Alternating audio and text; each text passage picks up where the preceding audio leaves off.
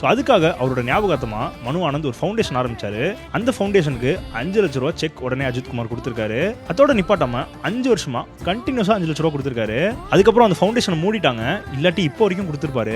மனு ஆனந்த் சொல்றாரு, இத்தனைக்கும் அப்போ அஜித் சார் எனக்கு ஒரு ஸ்ட்ரேஞ்சர், அவருக்கு நான் ஒரு ஸ்ட்ரேஞ்சர், 1 மாசம் தான் எங்களுக்கு தெரியும், ஆனாலும் நான் ஒரு கஷ்டத்துல இருக்கேங்கிறப்போ எனக்காக உதவி செஞ்சாரு, அந்த மனசு தான் பெருசு, சே என்ன மனுஷன் சொல்லியிருக்காரு.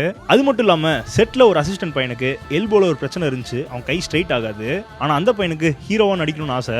ஸோ அஜித் சார் என்ன பண்ணாருன்னா, நீங்க இப்படியே போய் சான்ஸ் கேட்டீங்கன்னா இதை ஒரு காரணமா சொல்லி யாரும் உங்களுக்கு சான்ஸ் கொடுக்க மாட்டாங்க, அதனால அடையாறுல நான் ஒரு சர்ஜன்ட்ட பேசிட்டேன், அவர் என்னோட பர்சனல் சர்ஜன், அங்க நீங்க போய் ட்ரீட்மெண்ட் பாருங்க, எல்லா எக்ஸ்பென்ஸையும் நான் பாத்துக்கிறேன், உங்க ட்ரீம்ஸை பர்சியூ பண்ணுங்கன்னு வாழ்த்தி உதவி இருக்காரு. சொல்லும் போதே கண்ணில் தண்ணி வருது. நம்ம கூட இருக்கிறவங்களை நம்ம பார்த்துக்கிட்டா மேலே இருக்கிறவங்க நம்மளை பார்த்துப்பான்னு சொல்ற Ajith Kumar such a down to earth பர்சனுங்க. காசு பணம் பேரு புகழ் எல்லாத்தையும் தாண்டி மனசு தான் ஒரு மனுஷனுக்கு பெருசுன்னு காட்டியிருக்காரு. எவ்வளோ வருஷம் ஆனாலும் இந்த மாதிரி செயல்களை யாரும் மறக்க மாட்டாங்க. சினிமாவில் யாரும் இப்படி பண்ணி நான் பார்த்ததில்ல. எஸ்,